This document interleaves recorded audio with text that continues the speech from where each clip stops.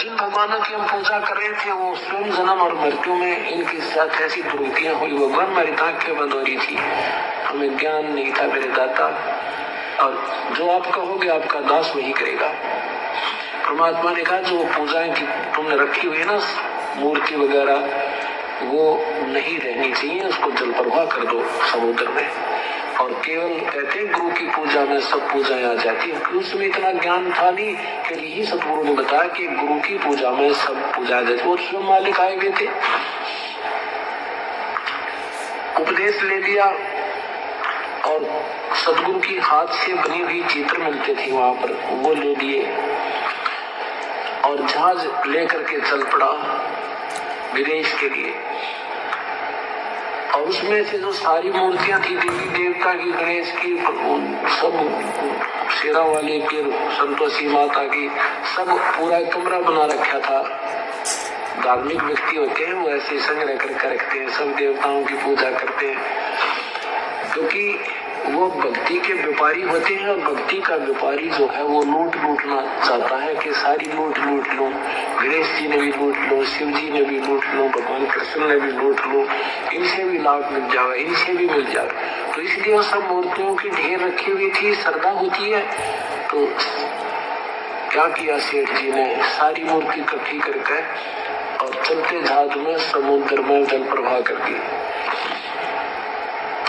और एक मूर्ति अपने सतगुरु की लगा दी। अब वो तो भगवान भी वही थे और गुरु भी वही थे। अब ये आजकल के नकली गुरु अपने आप को भगवान कहलाते हैं कि गुरु भगवान होता है।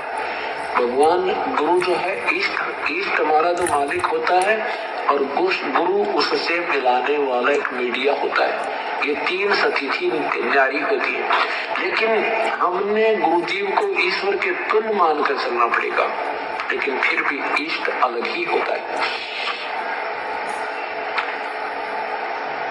अब जहाज के अन्य सेठों ने देखा कि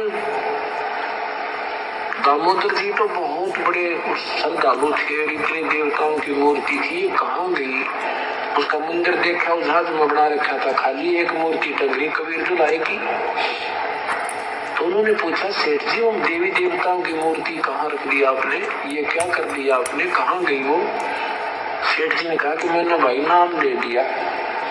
और नाम लेने के बाद कहते हैं गुरु जी की पूजा करनी होती है, भगवान ये देवता भी राजी नहीं होते जो गुरु की पूजा करके इनकी पूजा करते हैं, इसलिए गुरुदेव के आदेश से मैंने जल प्रवाह कर। और ये गुरु जी कौन है तेरा? भैया मेरा भगवान है। सेठ जी ने कहा के नाम है इनका कि कबीर दुलाहा, कबीर नाम है इनका। वो काशी के सेठ कहने लगे वो धानक वो दुलाहा के वो धानक। अब सेठ जी कहने लगे भाई कुछ भी कहो तुम, मेरा तो यूं भगवान हो गया और मेरे हृदय ने मान दिया, अब तुम कुछ भी कहो मेरे लिए परमात्मा है। तो उसका नाम कबीर कर दिया। सेठों ने व्यंगात्मक उनको कबीर कहने लगे दामोदर को कि वो आ गया कबीर। और परमात्मा की महिमा, क्योंकि 1-2 महीना सेठ वहां रुका था और सतगुरु की लीला सुनी थी, लोगों को लाभ हुए, उन्होंने सुनाए थे। उनकी सुनी हुई कथाओं को जहाज में अपने अन्य सेठ साथियों को दामोदर 2 महीने तक सुनाता गया जहाज से पार करने में। तो वो दूसरे कहने लगे वो पागल हो गया, यूं कहने लगे यू आ गया कबीर, वो आ गया कबीर, आजा कबीर सेठ आजा भाई। अब परमात्मा तो सोचा करता बढ़िया है, देखो मैं के मुंह तो भगवान का नाम तो निकल रहा है, इनका उद्धार हो जाएगा किसी न किसी, कुछ भी कहो ये।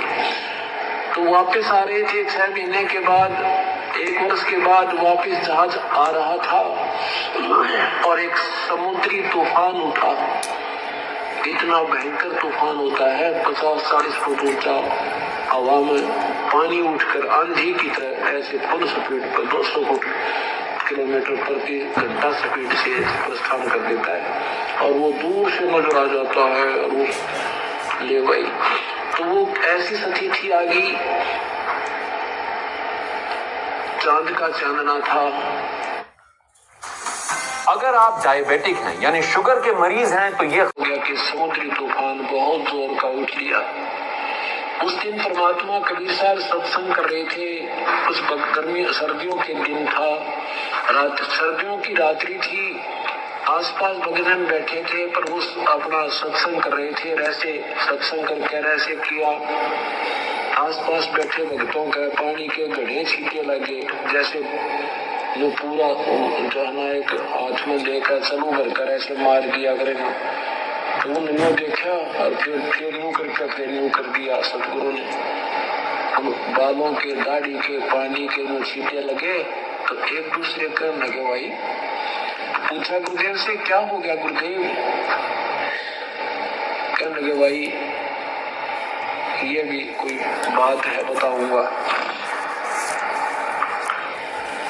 कि एक जो दामोदर सेठ है ना लेके गया था, उसका जहाज डूबा था भाई। वो जहाज बचाया उन्होंने जाके। अभी ताज बेचारे का अंत समय था, शरण में ना होता ना आज वो कभी खत्म हो जाना था। अब वो नादान बैठे थे ना, वो न सोचे गुरु जी घड़ी भीड़ हो रही थी और बात सत्संग कर रहे थे, शब्द गाँव थे, पसीने आ गए होंगे, मन में खोट ना हो जाए हमारा रहता है काफी समय तक कि गुरु जी भी एकाधी बार तो ना कभी झूठ बोलते हमारे सामने बैठे हैं, अन्यों का जहाज बचा का आए। उधर से क्या हुआ कि वो समुद्री तूफान बहुत भयंकर उठ कर आया तो सब ने अपनी मंगल कामना के लिए अपनी देवों को याचनाएं की, लेकिन वो तूफान रुकने का नाम नहीं ले रहा और जहाज भी ऐसे ऐसे लगा होने। और दामोदर सेठ बैठे आराम से। अब दूसरे सेठ जाकर कहने लगे दामोदर आज तो भाई कति सारा जोड़ा जाड़ा धन और उनका परिवार भी कईयों का साथ था सेठों का, और क्या भैया तो मर गए, आप ऐसे शांत क्यों बैठे हो, आप भी याचना करो अपने भगवान से। तो वो कहने लगा भाई मेरा भगवान तो गरीब साधु रहा है, मेरा भगवान तो एक मामूली सा व्यक्ति है। आपके भगवान श्री कृष्ण जी ने पाठ उठाया था, आपके भगवान जी ने हनुमान जी ने पाठ द्रोणागिरी उठाई थी, पीछे मोटे मोटे गदा ले रहे। आपके भगवानों के साथ मेरा भी किरण हो जाएगा, मेरी भी रक्षा हो जाएगी।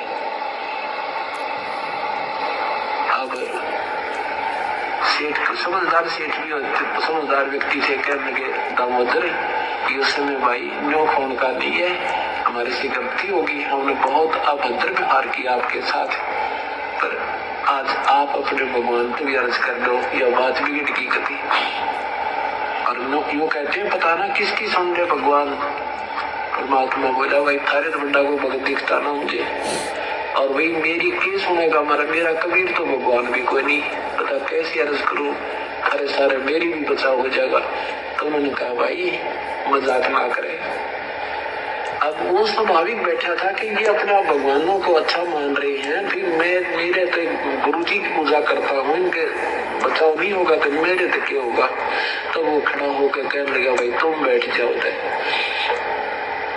तो दामोदर जी ने कहा है परमात्मा मैंने आपकी घड़ी महिमा गा दी इनका आगे, और ठीक है मुझ पापी में इतनी योग्यता नहीं होगी, मैं इस योग्य नहीं होगा कि आप मेरी रक्षा कर सको, क्योंकि तूफान बहुत ही उग्र रूप धारण कर चुका था।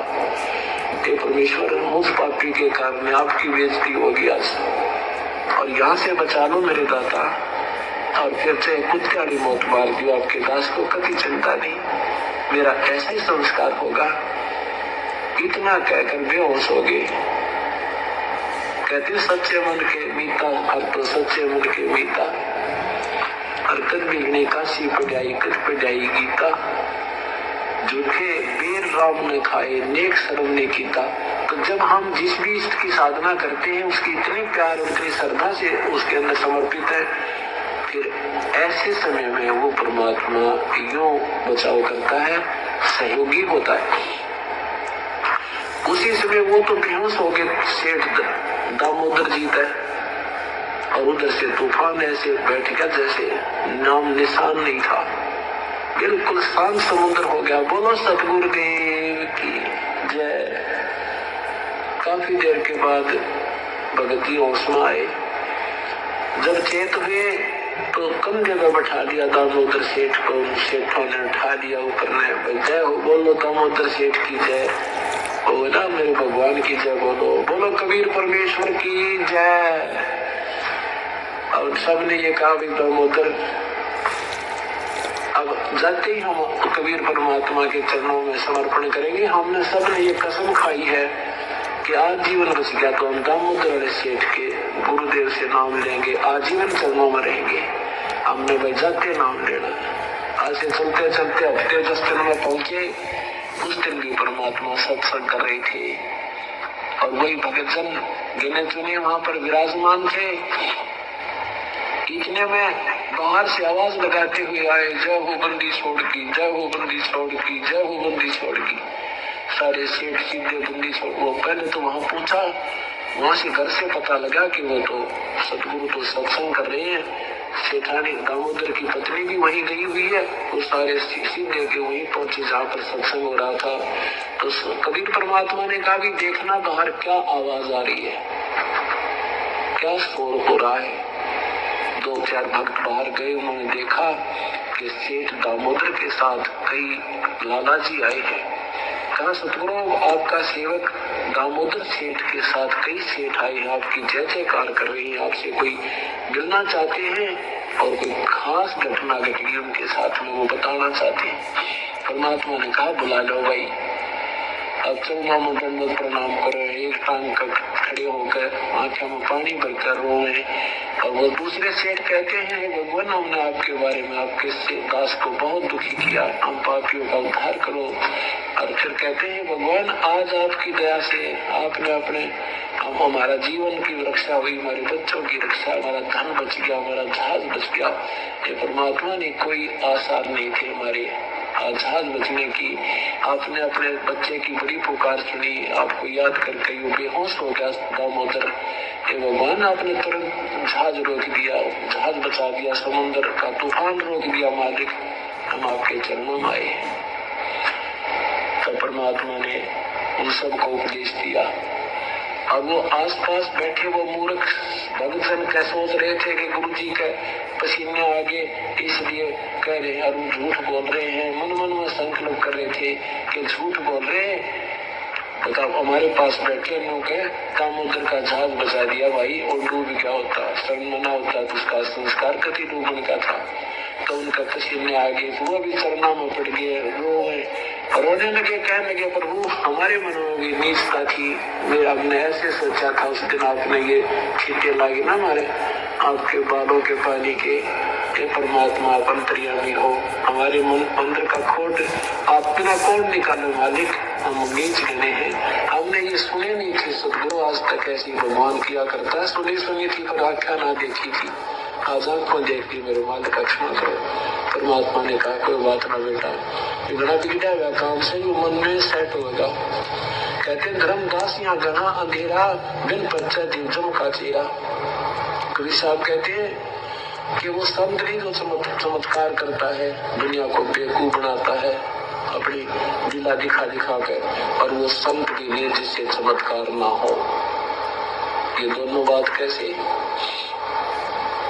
कि एक दो सिद्धि प्राप्त करके या छोटी मोटी अपनी जंतर मंत्र करके दुनिया को आकर्षित करने के लिए विशेष क्रिया करते हैं, वो पाखंडी लोग होते हैं। और संत करते नहीं, उनसे आप व्या करें, उनसे आप ही होते हैं। और जिस संत से ये चमत्कार नहीं होते वो संत भी नहीं होता। इस प्रकार उन पूर्व सारे के सारे भक्तों ने उपदेश लिया और जिनके मन में वो शंका थी वह भी मालिक ने दूर की। हम गिर गए गए, हमारा 70 भक्ति में घना गिर गया और हम इतने कर्महीन हो गए, ज्ञानहीन हो गए कि सत्य ज्ञान को सत्शक्ति को शीघ्र मन स्वीकार करने नहीं देता। और ये सब विकार निकालने के लिए सत्संग किए जाते हैं, आपको यहाँ बुलाया जाता है, ये रह रहकर आपको एक पढ़ाई जाती है ताकि मन पाकी आपने बीच में डामाडोल ना करके आपका बेड़ा पार हो जाए। और एक दिन इसी प्रकार आपका बेड़ा पार भी होगा, क्योंकि करत करत अभ्यास से और जड़मती होत सुजान असरी आवत जात ते सिर पे पड़े निशान। पत्थर भी निशान हो जाता है। ऐसे ही बार बार की सत्संग सुनेंगे, अपने भगवान की महिमा सुनेंगे, ये मन सरेंडर कर देगा एक दिन, करने को कहेगा भगवान कबीर साहब ही। अब तो ये काल का दूत है, उन्हीं महिमाओं को गाता फिरता है, उन्हीं पर ज्यादा विश्वास करता था। अब ये आत्मा पर बंद हो जाएगी, इसको धिक्कारने लग जाएगी और अपने भगवान पर पूर्ण विश्वास होगा। और विश्वास